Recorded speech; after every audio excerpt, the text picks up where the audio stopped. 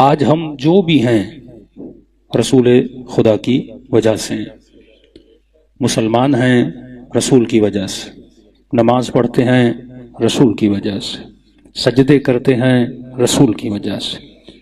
آج ہمارے گھروں میں یہ تمیز ہے کہ بیٹی کا ادب کیا ہوتا ہے، بیٹے کا احترام کیا ہوتا ہے، ماں کا مقام کیا ہوتا ہے، باپ کا مقام کیا ہوتا ہے۔ یہ سب کچھ ہمیں کس نے دیا؟ رسول گرامی نے دیا۔ ورنہ جب آپ عرب کی تاریخ پڑھیں، اس پہ پورا اشرہ ہو سکتا ہے عرب جاہلی پہ، کہ عرب کیا کیا کرتے تھے اور رسول نے ان کو کیا کچھ نہیں سکھایا۔ موٹی موٹی چیزیں سیدہ کے خطبے میں بھی ان کی طرف اشارہ ہے کہ وہ وقت یاد کرو کہ تم مکے کی گلیوں میں کھڑے ہوئے گڑھوں میں نجس پانی پیا کرتے تھے، میرے بابا تھے جس نے تجھے بتایا کہ نجاست کیا ہوتی ہے، طہارت کیا ہوتی ہے۔ تم اپنی بیٹیوں کو زندہ درگور کیا کرتے تھے، اگر کسی گھر میں بیٹی پیدا ہو تو باپ کے چہرے کی رنگت بدل جاتی تھی، چہرہ سرخ ہو جاتا تھا۔ یہ میرے بابا تھے جس نے تجھے بیٹیوں کی عزت اور احترام اور عورت کا وقار بتایا کہ کیا ہوتا ہے۔ عرب کے اندر یہ تمیز نہیں تھی کہ نجس کیا ہوتا ہے، پاک کیا ہوتا ہے۔ آج آپ ویسٹرن ورلڈ میں چلے جائیں تو وہاں کسی کو نہیں پتا کہ نجاست کیا ہوتی ہے۔ وہ کہتے ہیں نجاست کو ٹیشو سے بھی صاف کر لیا تو وہ چیز صاف ہو گئی۔ آج ایک ان پڑھ مسلمان جو پہلی پاس بھی نہ ہو، لیکن اسے یہ تو پتا ہے نا کہ میں نے اپنی نجاست کو پانی کے ذریعے سے پاک کرنا ہے۔ تو یہ علم کس نے دیا؟ یہ طہارت کس نے دی؟ یہ رسول خدا نے تھی۔ کہتے ہیں مہینوں گزر جاتے تھے، عرب نہاتا نہیں تھا، تصور ہی نہیں تھا۔ یہ جو ہے کہ وضو میں پاؤں کا دھونا کہاں سے شروع ہوا؟ اللہ قرآن کہتا ہے کہ سر کو اور پاؤں کو وَامْسَحُوا رُؤُوسَكُمْ وَأَرْجُلَكُمْ، ان کو مسح کرو۔ فرق شیعہ اور اہل سنت کے وضو میں یہ ہے کہ وہ پاؤں کو واجب کی نیت سے دھوتے ہیں۔ ہمارا یہ ہے کہ پاؤں میلے ہوں تو دھو لو، اگر میلے نہیں ہیں پاک و پاکیزہ ہیں، جو رابیں اتار کے ان کے اوپر کیا کرو؟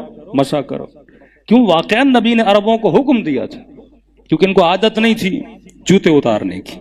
آتے تھے جوتوں کے ساتھ کھڑے ہو جاتے تھے اور نماز پڑھتے تھے، اور جب جوتے اتارنے پر آئے تو ظاہر اتنے دنوں سے پاؤں دھوئے نہیں، وہ جب جوتے اترے تو پاؤں سے بدبو آنے لگے۔ اگلی صف کا بندہ ہو پاؤں میلے ہوں، پچھلی بندے کی تو نماز ہی چلی گئی نا، پاؤں میں اتنی بدبو۔ تو وہاں پہ حکم دیا کہ جاؤ مستحب ہے، پاؤں کو کیا کرو؟ دھو کر آؤ۔ اب کیونکہ ریگولر ہی ان کے پاؤں میلے ہوتے تھے، مٹی کا زمانہ تھا، آج کی طرح کوئی اسپورٹ شوز ووز نہیں تھے، جو رابوں کا سلسلہ نہیں تھا، تو ایک طرح سے پابندی بن گئی کہ جیسے آؤ پاؤں دھو لیے اور نماز میں کھڑے ہو گئے۔ اب کرتے کرتے انہوں نے اس مستحب کو کیا بنا دیا؟ واجب بنا دیا۔ تصور نہیں تھا نہانے کا۔ اب ظاہر جزیرت العرب میں پانی کی قلت، ایک ہی چشمہ جناب اسماعیل کی برکت سے بنا کہ پورا مکہ وہاں پہ آباد ہو گیا، جہاں پہ پانی کی قلت ہے، جہاں پہ نہانے کا تصور نہیں۔ اب 5 منٹ کے لیے سوچے نا کہ رسول نے ایسی امت کو دن میں 5 مرتبہ وضو کروا دیا، یعنی پانی سے کھیلتے رہو، کبھی ہاتھوں کو دھو، کبھی چہروں کو دھو، پھر جمعہ آیا کہ جاؤ غسل جمعہ کرو، کبھی واجب غسل خواتین کے لیے، کبھی واجب غسل مردوں کے لیے، کہ یا رسول اللہ کوئی حاجت ہے، اللہ سے کچھ مانگنا ہے، کہ جا غسل حاجت کر۔ پہلے بدن صاف کر، پھر من کو صاف کر، پھر پاک زبان سے اللہ کو پکار، پھر دیکھ خدا تیری دعا کو کیسے قبول کرتا ہے۔ اپنی کتاب کے لیے کہا کہ لا یمسہ الا المطہرون، جب تک پاک و پاکیزہ نہیں اس کتاب کو کوئی مس نہیں کر سکتا۔ پھر وہ طہارت ظاہری، طہارت باطنی، بھی ان سب چیزوں کی طرف اشارہ کرتی ہیں کہ آج تم بڑے ناز سے میرے سامنے کھڑے ہو، جہاں پہ کھڑے ہو یہ کس کا احسان تھا؟ میرے بابا کا احسان تھا، جس نے طہارت کا درس دیا، جس نے عبادت کا درس دیا۔ بشر اگر بشر ہے کس چیز کی وجہ سے؟ فرق حیوان اور فرق انسان۔ اگر ایک حیوان کو ایک انسان سے جدا کیا جاتا ہے، کہتے ہیں انسان کے پاس برین ہے، انسان کے پاس عقل ہے، انسان کا آئی کیو حیوان سے زیادہ تیز چلتا ہے، انسان ایک ماڈرن ورژن ہے اور اپڈیٹڈ ورژن ہے، اس حیوان سے زیادہ ہے۔ تو آپ کے پورے وجود میں اگر اعلیٰ ترین چیز ہے تو یہ آپ کی کھوپڑی ہے، آپ کا دماغ ہے۔ چوٹ لگی، بندے کی یادداشت چلی گئی، پتہ نہیں بیوی کون ہے، والدہ کون ہے، بیٹا کون ہے، یادداشت نہیں تو انسان کسی کو یہاں تک کہ اپنا نام بھی بندے کو یاد نہیں رہتا۔ کئی الزائمر کے مریض ہوتے ہیں تو تمہاری عزت اور وقار ہے تمہارے دماغ کی وجہ سے، پیشانی کی وجہ سے۔ تبھی کہا خبردار کبھی پیشانی کو اللہ کے علاوہ کسی کی دربار میں جھکایا نہ کرو۔ سب سے بڑا گناہ جو اس زمانے کا انسان کرتا تھا، اپنی پیشانی کو بتوں کے سامنے جھکایا کرتا تھا، کبھی سورج کے سامنے، کبھی چاند کے سامنے، کبھی پتھر کے سامنے، اور سب سے بڑا کمال جو رسول نے کیا، ان کی پیشانی کو بتوں کے پاؤں سے اٹھا کر وحدہ لا شریک کی دربار میں جھکانے پر مجبور کر دیا کہ اپنی قیمت کو جان، اپنی عزت کو جان، اپنے وقار کو جان۔ اب یہ نبی ہے، قرآن کہتا ہے کہ هل جزاء الاحسان الا الاحسان، احسان کا بدلہ ہے احسان۔ ان شکرتم لازیدنکم وان کفرتم وان عذابی لشدید، اگر میرا شکریہ کرو گے بڑھا بڑھا کر دوں گا، اگر کفران نعمت کرو گے تو میرا عذاب، بڑا لفظ عذاب ہے، وان عذابی لشدید، میرا عذاب بڑا شدید ہے۔ کسی کو کفران نعمت کرنے کی اجازت نہیں ہے۔ سب سے بڑا احسان کس نے کیا؟ مصطفیٰ نے کیا، بت پرستی سے نکال کر وحدہ لا شریک کی دربار میں لایا، نجاستوں سے نکال کر طہارتوں کے میدان میں لایا۔ یہاں تک لکھا گیا کہ عرب اپنی سوتیلی ماں سے نکاح کرتا تھا۔ باپ نے 2 شادیاں کی، جو سوتیلی ماں ہے، باپ مر گیا، عرب اس سے نکاح کرتا تھا۔ نبی نے آ کر بتایا کہ حلال رشتہ کیا ہوتا ہے، حرام رشتہ کیا ہوتا ہے، خالاؤں کی، پھوپھیوں کی، محرم رشتوں کی تمیز خدا نے بتائی۔ کہ عرب کے اندر تمیز نہیں تھی، یہ سب کچھ کس نے سکھایا؟ رسول خدا نے سکھایا۔ اب وہ رسول، وہ امت، وہ نبی جو یہ کہیں کہ لا نرید منکم جزاء ولا شکورا، ہم نہ تم سے جزا چاہتے ہیں نہ ہم تم سے شکریہ چاہتے ہیں، لیکن یہ واحد نبی ہے جس کو خدا حکم کر رہا ہے۔ ورنہ نہ موسیٰ نے جزا مانگی، نہ عیسیٰ نے جزا مانگی، نہ آدم نے جزا مانگی، یہ حکم خدا ہے۔ حبیب کہہ دیجئے قل لا اسألکم علیہ اجرا الا المودۃ فی القربى۔ اگر اجر رسالت بنتا بھی ہے تو مال و دولت نہیں ہے، وہ یہ ہے کہ میری آل سے کیا کرو؟ مودت کرو، میرے قربا سے کیا کرو؟ مودت کرو۔ اب اس بحث میں ہم نہیں پڑھتے کہ قربا کون ہے، صیغہ مؤنث ہے، واضح طور پہ خدا بیان کر رہا ہے۔ اگر قربا میں آپ ازواج کو بھی ڈال دیں، اولاد کو بھی ڈال دیں، پھر بھی حسن و حسین تو قربا میں آتے ہیں نا، سیدہ فاطمہ تو قربا میں آتی ہے نا۔ تو یہ وہ اجر رسالت تھا جو امت نے قربا کے ساتھ کیا کیا؟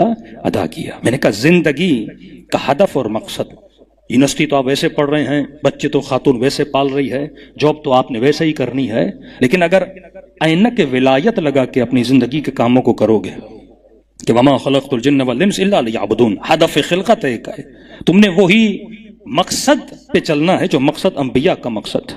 ہاں جاب کرو، لیکن یہ نیت کرو کہ اس جاب میں، اس کام میں دین خدا کی کیا مدد کر سکتا ہوں، اس کام میں حجت خدا کی کیا مدد کر سکتا ہوں۔ مودت، محبت، مودت اور اتمام حجت، یہ موضوع ہے ہمارا کہ محبت کے بعد مودت ہے۔ مودت جب اہل بیت سے ہو گئی تو آپ نے اتمام حجت کرنا ہے، جس طرح سیدان اتمام حجت کیا۔ بی بی نے اپنی ساری محبتیں کس پہ قربان کی؟ علی بن ابی طالب پہ قربان کی۔ کہ اگر ولی پہ بات آ جائے تو خون بھی دینا سیکھو، ولی پر بات آ جائے تو اس کے لیے دفاع میں کھڑا ہونا بھی سیکھو۔ جب سیدہ اپنے پہلے امام زمانہ کے لیے اس طرح کھڑی ہو رہی ہیں تو آج ہم نے اپنے آقا کے لیے، ہم نے اپنے مولا کے لیے کیا کیا؟ اتمام حجت صرف سیدہ نے نہیں کیا، اتمام حجت قرآن نے بھی کیا ہے۔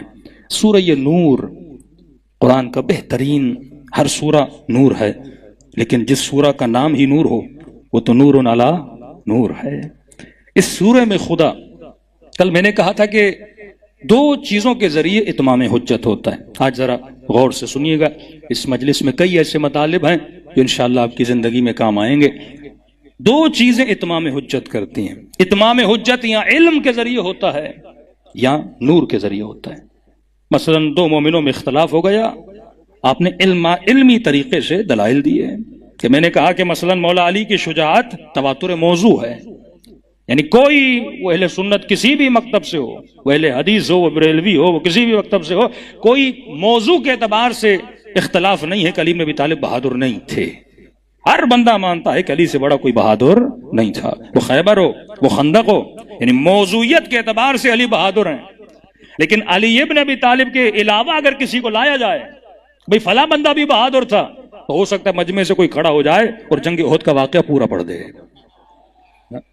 بہادری آپ 4 مقامات پہ کسی کی ثابت کر سکتے ہو، لیکن ایک موضوع میں اگر وہ بہادر نہیں تھا میدان کو چھوڑ کے چلا گیا، وہ خندق کا میدان ہو، وہ خیبر کا میدان ہو، لیکن کوئی ایک میدان آپ نہیں دکھا سکتے جس میں موضوع کے اعتبار سے، اب اختلاف روایت ہو سکتا ہے کہ تلوار آسمان سے آئی کہ نہیں آئی، یہ ایک اختلاف ہے، لیکن آج تک کوئی نہیں کہہ سکتا موضوع کے اعتبار سے، ٹاپک کے اعتبار سے علی بن ابی طالب بہادر نہیں تھے، یا کوئی ایک ایسا واقعہ سنا دے جس میں مولا میدان کو چھوڑ کے چلے گئے ہوں۔ لیکن سینکڑوں کے لیے سینکڑوں واقعات موجود ہیں کہ کئی مرتبہ میدان کو چھوڑ کے چلے گئے، تو ہم موضوع پہ تو شک کر سکتے ہیں نا کہ بھائی کوئی تو میدان تھا، کوئی چلا گیا تھا۔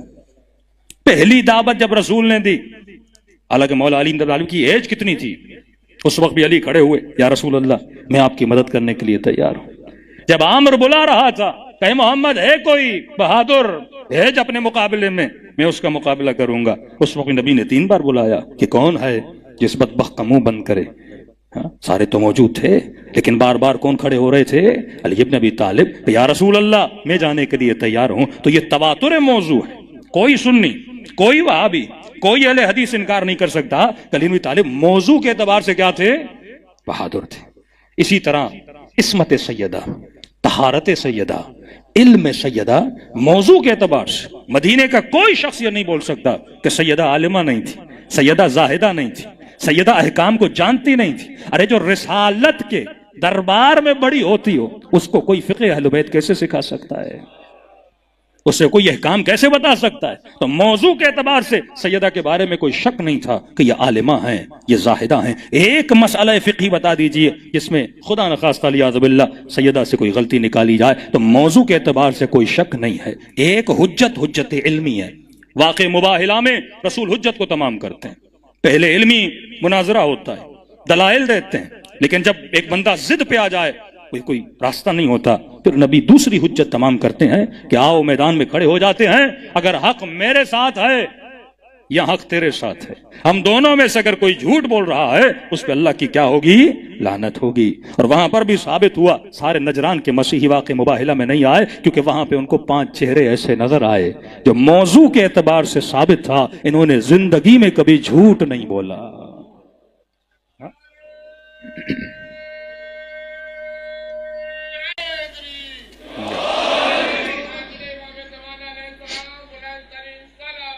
اللہم صلی علی محمد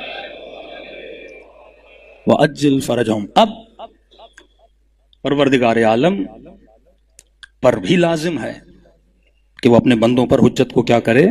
تمام کرے۔ یہ نہیں ہو سکتا خدا حجت کو تمام نہ کرے۔ ایک حجت علمی، دوسری حجت ہے جسے ہم کہتے ہیں حجت نور۔ کل میں نے مثال دی کہ اگر بندہ کسی کمرے میں جائے، پاؤں لگ جائے اور گلاس گر جائے، اللہ کو بول سکتا ہے خدایا میں نے دیکھا نہیں تھا، لیکن اگر اس کمرے میں نور موجود ہو، روشنی موجود ہو، اور پھر بھی بندہ نہ دیکھے اور گلاس گرائے، تو قیامت کے دن یہ نہیں بول سکتا کہ پروردگارہ میں نے دیکھا، یہ نہیں بولنا کہ پروردگارہ میں نے دیکھا نہیں تھا۔ یہ اپنی زندگی کے آخری دنوں میں بار بار ایک دروازے پہ جا رہے ہیں اور کہہ رہے ہیں السلام علیکم یا اہل بیت النبوہ وعدن الرسالہ۔ یہ کیا کر رہے ہیں؟ حجت کو تمام کر رہے ہیں۔ بیٹی کے احترام میں کھڑے ہو رہے ہیں، یہ کیا کر رہے ہیں؟ حجت کو تمام کر رہے ہیں۔ بھئی آج تک آپ نے سنا، آج تک بھی بول رہا ہوں، مسلمان کہتے ہیں نبی کی سنت ہے، جو کہے جو کرے، دیکھے نہ روکے نہ ٹوکے، وہ بھی کیا ہے؟ سنت ہے۔ آج تک آپ نے اپنی بیٹیوں کو بولا کہ بیٹی آپ میری ماں ہو؟ آج تک کوئی بولتا ہے مسلمان اپنی بیٹی کو؟ بھئی نبی بول رہا ہے، اور الیاذ باللہ نبی کی سخن میں اور نبی کے الفاظ میں لہو نہیں ہوتا۔ نبی جو بھی بات کرتا ہے وہ حکمت کی بات ہوتی ہے۔ اس کا کیا مطلب؟ ابیہا کہ کل قیامت کے دن کچھ یہ نہ بولے کہ ہم مسلمانوں کی مائیں ہیں تو افضل ہیں، یہ تو میری بھی ماں ہے۔ یہ فضیلت کس عورت کو ملی کہ اگر آپ مسلمانوں کی ماں ہو تو یہ مسلمانوں کے سردار کی بھی ماں ہے۔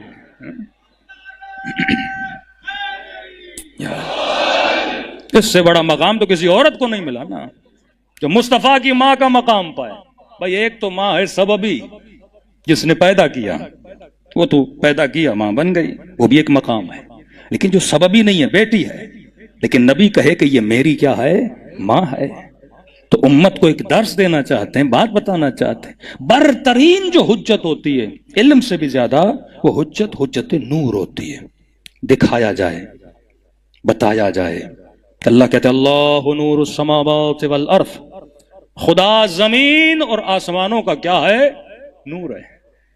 یہ اللہ نے حجت تمام کر دی۔ کل بندہ قیامت میں یہ بولے خدا میں نے تجھے دیکھا نہیں تھا، اللہ کہے گا میں نے حجت تمام کر دی۔ اللہ نور السماوات والارض، نور کی کل میں نے کہا تھا کوالٹی ہے، نور خود نظر نہیں آتا پر جس پہ پڑتا ہے اسے دکھاتا ہے۔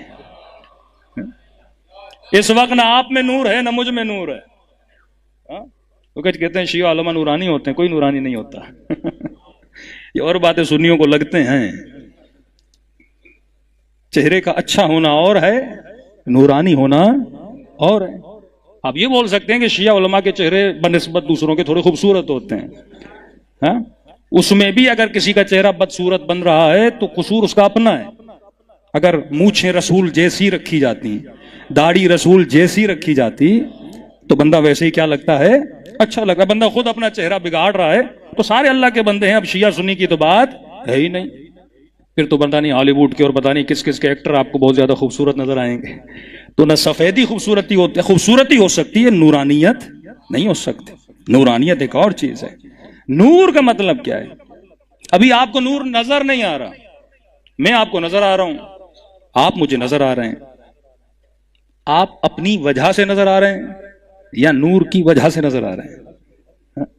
میں آپ کو دیکھ رہا ہوں، آپ مجھے دیکھ رہے ہیں، ساری لائٹس آف کر دی جائیں، نور ہی چلا جائے گا، نہ آپ مجھے نظر آئیں گے نہ میں آپ کو نظر آؤں گا۔ تو نور کا کمال یہ ہے کہ نور خود نظر نہیں آ رہا، جہاں جہاں آپ کی آنکھ جا رہی ہے، یا دیوار پہ ٹکرا رہی ہے، یا ممبر سے ٹکرا رہی ہے، یا آنکھ کی نظر مولانا سے ٹکرا رہی ہے، یا میری آنکھیں آپ سے، آپ کے بدن سے ٹکرا رہی ہیں، جسے جسم کہتے ہیں، مادہ کہتے ہیں، مٹیریل کہتے ہیں۔ مادے پہ جب نور پڑتا ہے تو مادہ خود کو کیا کر دیتا ہے؟ ظاہر کر دیتا ہے۔ تو نور خود نظر نہیں آتا پر کمال یہ ہے جس جس پہ پڑتا ہے اسے ظاہر کرتا جاتا ہے۔ کہ اللہ نور السماوات والارض، اگر خدا کا نور نہ ہوتا تجھے کائنات کیسے نظر آتی؟ یہ درخت، یہ چرند، یہ پرند، یہ قندیل شمس و قمر، یہ سب کچھ اگر تجھے نظر آ رہا ہے، یہ کس کا نور ہے؟ پروردگار عالم کا نور ہے۔ اب خدا نے بھی کمال کر دیا سورہ نور میں، آیت ہے سورہ نور کی 35۔ اب خدا بھی تو بتائے نا کہ میرا نور کیسا ہے۔ ہاں، یہ تو شاید نیوٹن نے نوروں میں تفکیک کی نا کہ دنیا میں کلر کتنے ہوتے ہیں، جو آرٹس پڑھے ہوئے ہیں ان کو پتا ہے 7 کلر میں اس نے کہا کہ دنیا میں 7 رنگ ہیں، باقی جتنے رنگ ہیں وہ ان 7 رنگوں کی آپس میں ملنے سے رنگ بنتے ہیں۔ مثلا جو براؤن کلر ہے وہ خود بذات خود کلر نہیں ہے، جب 4-5 کلر ملتے ہیں تو پھر کیا بنتا ہے؟ براؤن بنتا ہے۔ سفید کلر کی اپنی خوبی، کالا کلر سارے کلرز کو اپنے اندر جذب کرتا ہے، سفید رنگ سارے رنگز کو باہر کیا کرتا ہے؟ دکھاتا ہے۔ بہترین رنگ اگر کوئی ہے تو وہ رنگ سفید ہے، سفید رنگ ہے، کیونکہ اس میں یہ کوالٹی ہے، وہ سارے رنگوں کو باہر کیا کرتا ہے؟ ظاہر کرتا ہے۔ اب خدا نے کہا میں نور زمین و آسمان ہوں، تو خدا تیرا نور کیسا ہے؟ تو اب آئی مثل نور ہی کا مشکات۔ میرے اس آیت کی تفسیر سوائے اہل بیت نے کسی نے نہیں کی۔ یعنی آج کسی مفتی مولوی کے پاس جائیے، وہ یعنی ایک طرح سے اس کا مائنڈ ہینگ ہو جاتا ہے، سمجھ نہیں آتی خدا کہنا کیا چاہ رہا ہے۔ اور اللہ کہتا ہے میں مثالوں کے ذریعے تمہیں سمجھاتا ہوں، اور میری مثالیں وہی سمجھتے ہیں جو صاحبان عقل ہیں، اور مولا فرماتے ہیں عقل والا ہی علی کے در کا نوکر بنتا ہے۔ وَاعْتَبِرُوا يَا أُولِي الْأَلْبَابِ، عبرت اس کے لیے ہے جو صاحب عقل ہے۔ تاریخ سے کوئی عبرت وہ مسلمان نہیں لے گا جو عقل والا نہیں ہے، جو تعصب میں چلا جائے، جو لڑائی میں چلا جائے، جس میں سننے کی ظرف ہی جس بندے میں نہیں ہے۔ کیا بولیں آؤ ہم 4 کتابیں رکھتے ہیں، 4 باتیں کرتے ہیں، یہ حق آپ کے ساتھ ہے، یہ حق میرے ساتھ ہے، لڑائی کس بات کی؟ ہم قرآن کھولتے ہیں، بخاری کھولتے ہیں، مسلم کھولتے ہیں، ساری کتابیں کھولتے ہیں، تاریخ آپ کے سامنے، امام ابو سیاسہ کو لے کر آتے ہیں، حاکم نیشابوری کو لے کر آتے ہیں، ساری چیزیں لے کر آتے ہیں، لیکن سننے کا ظرف اس بندے میں نہیں ہوتا جس میں عقل نہیں ہوتی۔ تبھی عقل مند کی نشانی علم اخلاق میں جو امیر المومنین بتاتے ہیں، فرماتے ہیں جس مومن میں اپنا عیب سننے کی صلاحیت نہیں ہے وہ کبھی ایمان میں ترقی نہیں کر سکتا۔ تو میں بچوں کو، جوانوں کو ایک مثال دیتا ہوں، تبھی معصوم نے فرمایا المؤمن مرأۃ المؤمن، مومن مومن کا کیا ہے؟ آئینہ ہے۔ اب آج تک آپ نے دیکھا کہ آپ آئینے کے سامنے کھڑے ہو جائیں، یہاں پہ مثلا کالک ہو، رات کو سو رہے تھے، بچے نے پین سے نشان کر دیا، اب آئینے کو دیکھیں اور آئینہ بولے کہ یہاں کالا ہے، یہاں نیلا ہے، یہاں گندا ہے، اور آپ اپنی مٹھی بنا کے آئینے کو توڑ دیں کہ تو کون ہے مجھے بتانے والا؟ آج تک کوئی ہے ایسا بے وقوف جس نے یہ بے وقوفی کی ہو، یا بلی کی طرح اس آئینے کو نوچنے لگے کہ تو کون ہے مجھے بتانے والا کہ میرے چہرے پہ کیا ہے؟ یہ بے وقوفی کوئی نہیں کرتا، لیکن اس سے بڑی بے وقوفی ہم کرتے ہیں۔ کوئی بولے نا کہ آپ کو غصہ بہت آتا، بھائی تو کون ہے مجھے بتانے والا؟ کسی خاتون کو بول دے بھائی آپ غیبت بہت کرتی ہو، آپ کون سی کم کرتی ہو؟ وہ ہمارے سیاستدان، آپ نے رشوت کی، چوری کی، کہ تم نے کون سی کم کی ہے؟ میں نے 10 لاکھ بنائے تو تو نے 10 کروڑ بنائے۔ یعنی سدھرنا نہیں ہے، اگر کوئی عیب بتائے تو اس پہ اور غصہ کرنا۔ معصوم فرماتے ہیں شکریہ ادا کرو اس بندے کا جو تجھے تیرا عیب بتائے۔ ایک محفل میں بیٹھو، ایک بندہ بولے اب عیب بتانا، پھر محفل میں نہیں، وہ بھی اس سے بڑا بے وقوف ہوتا ہے جو 4 لوگوں کے سامنے عیب بتائے۔ اگر کسی مومن سے ہمدردی ہے، تنہائی میں جاؤ، بھائی یہ چیز آپ کی اچھی نہیں ہے، یہ ایمان کو تباہ کر دے گی، یہ علی سے دور کر دے گی۔ نبی کا صحابی ہے لیکن بیوی کے ساتھ اخلاق برا تھا تو نبی نے فرمایا فشار قبر ہو رہا ہے۔ حقوق العباد سے اللہ کبھی معاف نہیں کرتا۔ مومن کے چہرے پہ ہمیشہ مسکراہٹ ہوتی ہے۔ افضلکم ایمانا احسنکم اخلاقا، تم سے بہترین ایمان اس کا ہے جس کا برترین اخلاق ہو۔ بندہ نمازی ہو پر اگر اخلاق نہیں تو یہ نماز کسی کام کی نہیں ہے، روزہ کسی کام کا نہیں ہے۔ تبھی میں نے پہلی مجلس میں کہا تھا اخلاق اہل بیت کو اگر آپ پڑھیں گے، وہ اخلاق تبھی ملتا ہے جس کے دل میں، اور جس کا دل سرشار ہے پروردگار عالم کی محبت سے، اسی کے وجود سے اخلاق خداوندی نظر آتا ہے۔ ابدیت ان یجعلک مثلی، میری اطاعت کر میں تجھے اپنے جیسا بنا دیتا ہوں۔ تو یہ وجود جو خدا نے بنایا نا، عقل مند بندہ سوچتا ہے اگر مجھے کوئی عیب بتا رہا ہے، المومن مومن مومن کا آئینہ ہے، بیوی شوہر کو آئینہ بنائے، شوہر بیوی کو بنائے، بیٹا باپ کو بنائے، دوست دوست کو بنائے۔ اسی طرح وجود میں کیا آتی جائے گی؟ بہتری آتی جائے گی۔ اب خدا بتا رہا ہے مثال کے ذریعے سے، اے خدایا تیرا نور کیسا ہے؟ فرمایا مثل نور ہی کمشکات، میرا نور جو ہے وہ ایک چراغ کی طرح ہے۔ کس کی طرح ہے؟ چراغ کی طرح ہے۔ 2 لفظ ہیں، یاد رکھیے گا، مشکات چراغ، ضیاء بھی روشنی کو کہتے ہیں، سراج بھی روشنی کو کہتے ہیں۔ یہاں پہ ایک نجومی معجزہ قرآن کا آپ کے سامنے رکھوں۔ قرآن جب جب لفظ شمس کو لاتا ہے، سورج، تو سورج کے لیے جو جس روشنی کا اعلان کرتا ہے کہتا ہے سورج کے لیے لفظ ضیاء کو استعمال کرتا ہے۔ لیکن جب چاند کا لفظ آتا ہے تو کبھی چاند کے لیے لفظ ضیاء کو استعمال نہیں کیا۔ چاند کے لیے بولا یہ نور ہے، کبھی نہیں بولا یہ ضیاء ہے، کبھی نہیں بولا یہ سراج ہے۔ حالانکہ اس زمانے کے عرب جو تھے وہ یہ سمجھتے تھے کہ چاند کی روشنی اپنی ہے، ان کو نہیں پتا تھا، وہ کہتے تھے چاند اگر چمک رہا ہے تو اس کی اپنی روشنی ہے۔ لیکن قرآن نے اس زمانے میں یہ سائنٹیفکلی نقطہ بتایا، کہا کہ چاند نورانی ہے لیکن چاند سراج نہیں ہے۔ سراج عرب اسے بولتا ہے جس کا نور اپنا ہو۔ سورج کا نور کیونکہ اپنا تھا اسے سراج بولا، مشکات جس کا نور اپنا ہو۔ لیکن اگر کہیں پہ لفظ نور آ جائے نا تو نور اسے بولتے ہیں جس نے کسی سے روشنی لی ہے اور کیا ہو گیا ہے؟ نورانی ہو گیا ہے۔ تو چاند کی روشنی اپنی نہیں ہے، سائنٹیفکلی نقطہ پروردگار عالم نے 1400 سال پہلے اس زمانے میں بتایا۔ جو بچے سائنس پڑھتے ہیں یہ قرآن کا برترین معجزہ ہے جو بتا سکتے ہیں۔ کہ مثل نور ہی، میرا نور ایک مشکات ہے۔ مشکات وہ ہے جس کا نور اس کی اپنی ذات کا ہے، کہیں اور سے اسے نورانی کیا نہیں گیا۔ فیہا مصباح، اس مشکات کے اندر، اس چراغ کے اندر ایک مصباح ہے، فانوس جیسے آپ بولتے ہیں، اس کے اندر ایک مصباح ہے۔ پھر کہا مصباح ہنل مصباح، ایک مصباح نہیں ہے، اس کے اندر کتنے مصباح ہیں؟ 2 مصباح ہیں۔ میرے چھٹے امام سے پوچھا کہ مولا یہ 2 مصباح کیا ہیں؟ صلوات پڑھے مولا کی شان پر۔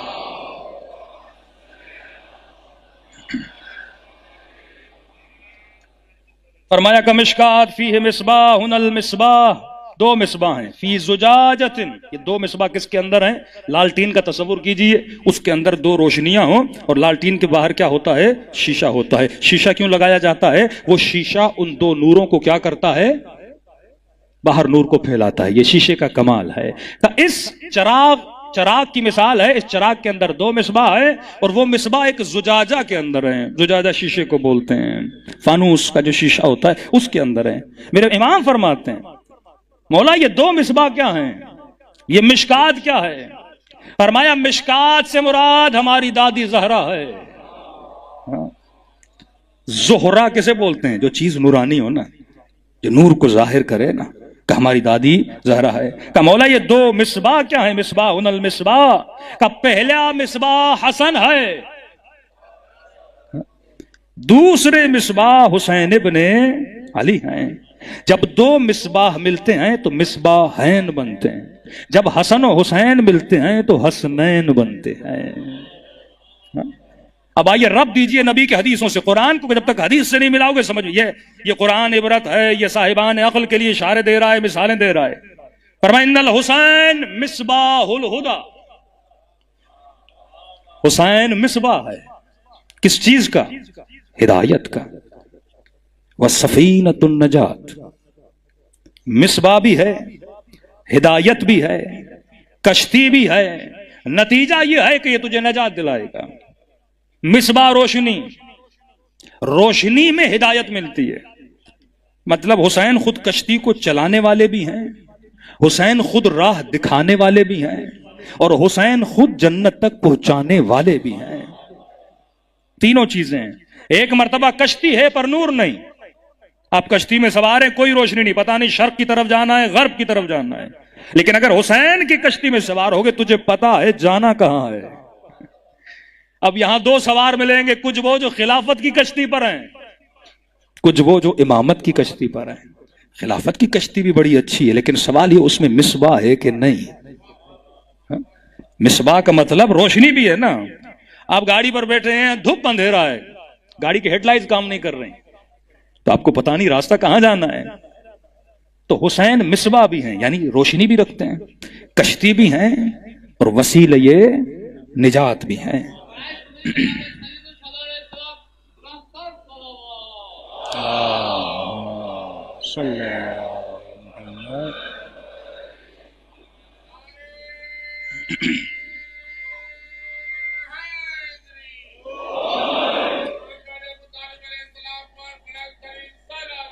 اللہم صلی علی محمد. سورہ نور 35 نمبر آیت کا نمبر یاد رکھیے گا. فرمایا فیہا مصباح المصباح. اس میں دو مصباح ہیں. فی زجاجۃ، ایک شیشے کے اندر ہیں. اب خدا کہتا ہے فی زجاجۃ، زجاجہ کا اللہ نے ذکر کیا، شیشے کے اندر ہے. پھر دوبارہ کہتا ہے الزجاج. عربی میں جب الف و لام لگتا ہے نا، یہ کسی چیز کی تعریف کے لیے بیان ہوتا ہے، اس کے مقام کو بیان کرنے کے لیے بیان ہو. ایک بار بولا کہ وہ دو مصباح کس کے اندر ہیں؟ ایک شیشے کے اندر ہیں، فانوس کے اندر ہیں. پھر کہا الزجاج، کیسا شیشہ ہے یہ، کیسا بہترین شیشہ ہے یہ. کأنہا کوکب دری، ایسا شیشہ ہے جیسے ایک چمکتا ہوا ستارہ. کہ معصوم فرماتے ہیں زجاجہ سے مراد ہماری ماں فاطمہ ہے. اللہ تعریف بیان کرے کأنہا کوکب دری، یہ ایسا شیشہ ہے جیسے آسمانوں میں ایک چمکتا ہوا ستارہ. من شجرۃ مبارکہ، یہ کس سے ہے؟ ایک مبارک شجر سے ہے. اب مبارک شجر کا ذکر خداوند متعال پھر کسی اور صورت میں حضرت ابراہیم کے لیے فرماتا کہ ابراہیم ہم نے تجھے برکت دی. کس کے ذریعے سے؟ مبارک شجر سے. ہم نے تجھے اسماعیل سے برکت دی. کس کے ذریعے سے؟ دو شجر ہے نا، شجر مبارکہ اور شجر ملعونہ. ایک وہ شجر، ایک وہ درخت جس پر اللہ کی لعنت ہے، دوسرا وہ درخت جس پر خدا نے کیا کی ہے؟ مبارک بولا ہے، جو بابرکت ہے. یہ انا اعطیناک الکوثر فصلی لربک وانحر ان شانئک ھو الابتر. اے حبیب جو یہ مذاق اڑاتے تیری اولاد نہیں ہے، میں تیری نسل کو برکت دوں گا. لیکن تیری دشمن کی نسل کیا ہے؟ دم بریدہ ہے. یہ وہ شجر ہے جسے خدا نے کیا دی ہے؟ مبارک بنایا ہے. تو دو حضرت ابراہیم کی نسل میں سے دو شاخ نکلے نا. مبارک درخت ہے ابراہیم، ایک درخت ہے، دو شاخیں نکلی، ایک بنی اسرائیل کی، ایک بنی اسماعیل کی. اب درخت میں شاخیں ہیں لیکن پھل نہیں ہے. درخت مبارک کب بنتا ہے؟ جب پھلدار ہو. شاخیں بڑھتی جائیں بڑھتی جائیں بڑھتی جائیں پر اس میں پھل نہ ہو تو اس درخت کا کوئی فائدہ نہیں ہے۔ اس درخت کو خدا نے برکت دی کس سے؟ نسل بنی اسماعیل سے۔ اب عرب جب آگے بڑھنے لگے، یہاں بنی اسرائیل بنے یا بنی اسماعیل بنے یا عرب بنے، پھر کچھ عدنانی بنے، کچھ قریش بنے، کچھ غیر قریش بنے، کچھ ہاشمی بنے، کچھ غیر ہاشمی بنے۔ اب بعض اوقات جو ایگریکلچر کا کام جانتے ان کو پتا ہے درخت جب پھل نہیں دیتا نا تو درخت میں ایک پیوند کاری کی جاتی ہے، اس پیوند کاری کے نتیجے میں پھر درخت کی ایک اور نئی شاخ نکلتی ہے۔ علماء فرماتے ہیں اس درخت کو اللہ نے ایک پیوند لگایا علی ابن ابی طالب کے ذریعے سے، پھل نکلے حسن اور حسین کی صورت میں۔ اور پیوند کاری کے لیے بھی ضروری ہے، پیوند وہ لگتا ہے جو جنس اسی درخت سے مماثلت رکھتی ہو۔ تبھی فرمایا یا علی انا و علی من شجر واحد، میں اور علی ایک ہی درخت سے ہیں، وسائر الناس من شجر شتا، لیکن جتنے دوسرے لوگ ہیں ان کا درخت مصطفیٰ کے درخت سے ملتا نہیں ہے۔ کبھی فرمایا میں تنا ہوں درخت کا اور فاطمہ کیا ہیں؟ شاخ ہیں۔ اس شاخ میں پیوند کاری ہوئی اور پھل کس صورت میں نکلے؟ حسن اور حسین کی صورت میں نکلے۔ صلوات پڑھے محمد و آل محمد۔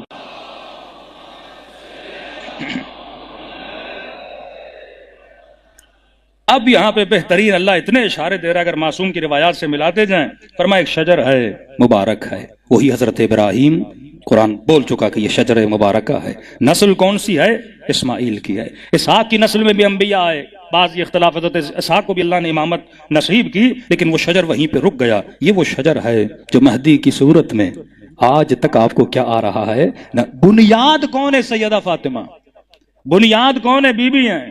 اللہ ذکر بھی کرتا ہے، زجاجہ کا ذکر کرتا ہے، تبھی جو صلوات خاص ہے وہ ہم سیدہ پہ اللہم صلی علی فاطمہ، یہ نہیں کہا رسول پر، اللہم صلی علی فاطمہ و ابیہا، ان کے بابا پر، و بنیہا، ان کے بچوں پر، و بعلہا، ان کے شوہر پر، آخری جملہ و سر المستودع فیہا، اور اس راز پر، اس ودیعت الہی پر جو ہم نے اس بی بی کے اندر چھپا کے رکھا ہے۔ کہا یہ سر مستعدہ کون ہے؟ کہ یہ وجود امام زمانہ ہے۔ صلوات پڑھے مولا کی شان پر۔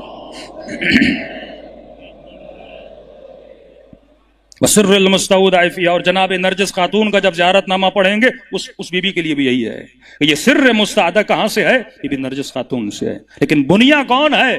سیدہ فاطمہ الزہرا ہے۔ تبھی کربلا کے میدان میں حضرت عباس اپنے بھائیوں کو جمع کرتے ہیں کہ خبردار کبھی ذہن میں یہ بات بھی نہ آئے کہ ہم حسین کے بھائی ہیں۔ یہ صحیح ہے کہ ہم سب علی کے بیٹے ہیں، لیکن فرق ہے وہ فاطمہ کا بیٹا ہے،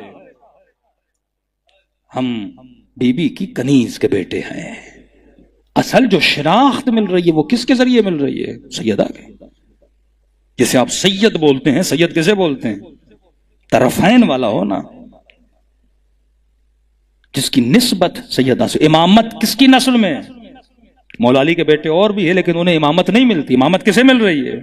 جو ڈیول ہو، یعنی سیدہ کی نسل سے ہو۔ بیس اللہ نے کسے بنایا؟ سیدہ فاطمہ الزہرا۔ اب جملہ معصوم کا سمجھ آتا ہے نا کہ نحن حجج اللہ، ہم اللہ کی طرف سے حجت نہیں، لیکن ہماری ماں ہم سب پر حجت ہے۔ تبھی میرے چھٹے امام فرماتے خاصم ہے مومن، ہے مسلم، ہے شیعہ، اگر کوئی تمہارے ساتھ مناظرہ کرے، بحث کرے ولایت پر، ولایت اہل بیت پر، تو مولا معصوم سے کہا مولا کس بات پہ ہم ان سے مناظرہ کریں، مباحثہ کریں؟ کہ خاصموں بِإِنَّا أَنزَلْنَا، اگر مخاصمہ کرنا ہے، بات چیت کرنی ہے تو اِنَّا أَنزَلْنَا سے کرو۔ کہ مولا اِنَّا أَنزَلْنَا کیا ہے؟ کہ اِنَّا أَنزَلْنَا ہماری ماں فاطمہ کا ایک لقب ہے، یعنی اللہ نے اگر مومنوں پر، مسلمانوں پر اگر حجت کو تمام کیا تو کس کے ذریعے سے کیا؟ بی بی سیدہ فاطمہ زہرا سے کیا نا۔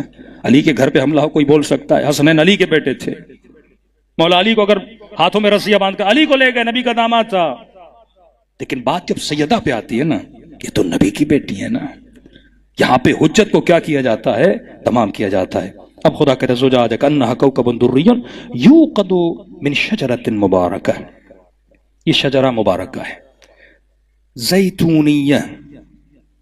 یہ شجرہ کون سا ہے؟ زیتونی شجرہ ہے۔ زیتون انگلش میں اولیو کو بولتے ہیں۔ پھر کہیں پہ کہا والتین والزیتون، وطور سنین وہذا البلد الامین، مجھے قسم ہے زیتون کی، مجھے قسم ہے انجیر کی، مجھے قسم ہے طور سینا کی، مجھے قسم ہے اس بلد امین کی۔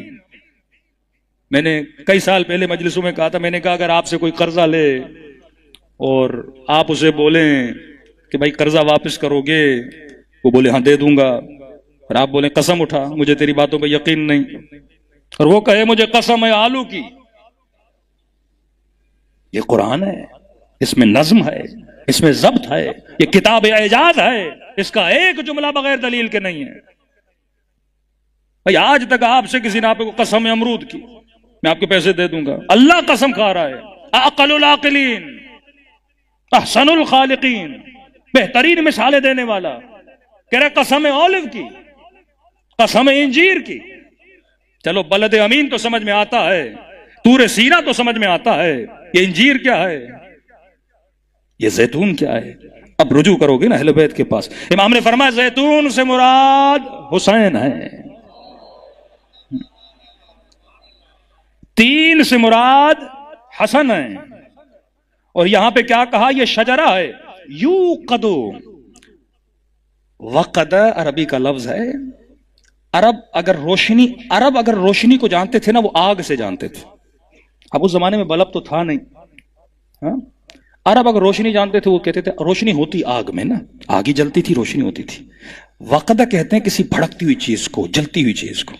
اللہ کہتا ہے یوقد، یہ نور ایسا ہے جو جلتا رہتا ہے، ایک شجر کا ہے جو زیتونی ہے، شرقی نہیں ہے، غربی نہیں ہے، زیتونی ہے۔ اور مولا نے کہا زیتون سے مراد حسین ہے، انجیر سے مراد حسن ہے۔ مطلب یہ شجر اگر بڑھے گا تو کس کی نسل سے بڑھے گا؟ حسین ابن علی کی نسل سے بڑھے گا۔ قرآن کے بڑے بطن ہیں۔ اب یہاں پر بھی علماء نے ایک تحقیق کی، ایک نقطہ نکالا کہ دیکھیے بڑا عجیب فلسفہ قرآن کا۔ امام حسن کے لیے لفظ مثلا انجیر، امام حسین کے لیے لفظ زیتون۔ انجیر اور زیتون میں ایک چیز آپ دیکھیں گے، انجیر کے اندر گٹھلی نہیں ہوتی، زیتون کے اندر گٹھلی ہوتی ہے۔ دونوں پھل مبارک ہیں لیکن ایک کے اندر گٹھلی موجود ہے۔ دونوں علی کے بیٹے ہیں لیکن نسل کس سے بڑھ رہی ہے؟ زیتون سے بڑھ رہی ہے نا۔ جس میں گٹھلی ہوتی ہے اسی سے کیا ہوتی ہے؟ امامت کی نسل جو ہے وہاں سے بڑھ رہی ہے۔ دوسرا اعجاز، جاپان کے 2 ڈاکٹر جنہوں نے بڑی ریسرچ کرنے کے بعد یہ قرآن کی آیت والتین والزیتون ان کو بھیجی گئی، اور اس آیت کے سننے کے بعد وہ مسلمان ہو گئے۔ انہوں نے کہا کہ دنیا میں وہ کون سے پھل ہیں جن میں جوانی کا پروٹین پایا جاتا ہے۔ یہ جن کو جوان ہوئے نا ان کے لیے بیان کر رہا ہوں، جن کو جوانی کا بھوت سوار ہے، کہ جن کو جوانی کا پروٹین، وہ کون سے پھل ہیں؟ اب کوئی بندہ کہ سیب کھاؤ اس میں پروٹین ہے، مثلا کسی میں وٹامن ای ہے، بی ہے، جو بھی وٹامنز ہیں، وہ کون سے پھل ہیں جن میں جوانی کا پروٹین پایا جاتا ہے؟ بڑی ریسرچ کرنے کے بعد ان کو 2 پھلوں میں یہ پروٹین ملا، کہ ایک پھل ہے زیتون، ایک پھل ہے انجیر۔ مقدار بھی بتائی کتنی مقدار میں زیتون کھایا جائے، کتنی مقدار میں انجیر کھایا جائے، مجھے یاد نہیں، لیکن عدد وہی تھا کہ جتنی مرتبہ قرآن نے لفظ زیتون ذکر کیا اتنی مرتبہ زیتون کھاؤ، جتنی مرتبہ لفظ انجیر ذکر کیا اتنی مرتبہ ڈیلی بیسس پر انجیر کھاؤ، تو آپ کی باڈی میں جوانی کا جو پروٹین ہے، یہ بھی ایک ریسرچ ہے، آفٹر 40 اور 42 آپ کا جوانی کا جو پروٹین ہے وہ بننا بند ہو جاتا ہے۔ جب وہ بننا بند ہو جاتا ہے تو بندہ بوڑھا ہونا شروع ہو جاتا ہے، سر کے بال سفید ہوتے ہیں، ہڈیاں جو ہیں وہ ختم ہونا شروع ہو جاتی ہیں، یہاں تک کہ موت آتی ہے۔ یہ بھی ایک دلیل ہے، اگر خدا کسی بندے کو 1000 سال سے زیادہ زندہ رکھنا چاہے اس کے پروٹین کو ختم ہی نہ کرے۔ مطلب یہ میڈیکلی پرووڈ ہے کہ اگر وہ پروٹین انسان کی ختم نہ بنتی رہے تو انسان جوان رہے گا۔ اب کسی مسلمان نے یہ دونوں قرآن کی آیت کہ قرآن میں اللہ نے دونوں پھلوں کا ذکر ساتھ کیا ہے کہ والتین والزیتون، مجھے قسم ہے تین کی، مجھے قسم ہے زیتون کی۔ اور جب انہوں نے یہ قرآن کی آیت پڑھی وہ کیا ہو گئے؟ مسلمان ہو گئے۔ تو میں نے کہا کیا کرم ہے رسول کا، فرمایا ان الحسن والحسین سیدہ شباب اہل الجنہ۔ حسن و حسین جنت کے سردار نہیں، جنت کے جوانوں کے سردار ہیں۔ میں کہتا ہوں جو ان کے نام کے پھل کھائے ان کا جسم جوان رہتا ہے، جو ان کو مانے وہ جنت میں جوان ہو کر جاتا ہے۔ یہ وہ بطن قرآن ہے جو پروردگار عالم سمجھانا چاہتا ہے. کھانے سے بندہ جوان، ماننے سے جنت میں جوان. یہ دونوں جوانی اگر ملنی ہے تو درے اہل بیت سے ملنی ہے. اب دوسری دلیل کہ یہ شجرہ کیا ہے؟ زیتونیہ ہے. لا شرقیۃ ولا غربیہ، نہ شرقی ہے نہ غربی ہے. اب شرقی سے مراد کیا ہے؟ ایک مرتبہ قرآن مجید نے کہا نا کہ لا یمسہ الا المطہرون. اس کا بعض لوگ یہ ترجمہ کرتے ہیں کہ سوائے پاک اس کو ہاتھ نہیں لگا سکتے. یہ خدا خبر دے رہا ہے. یہ لائے ناہیہ نہیں ہے، لائے نافیہ ہے. خدا خبر دے رہا ہے کہ کچھ ایسے مطہر ہیں، کچھ وہ ہیں جن کو میں نے کیا کر دیا ہے؟ پاک و پاکیزہ بنا دیا. سوائے ان کے قرآن کے بطن کو کوئی سمجھ نہیں سکتا. اگر قرآن کی تفسیر سمجھنی ہے تو وہ کلام معصوم ہمیں سمجھا سکتا ہے. صلوات پڑھے محمد و آل محمد.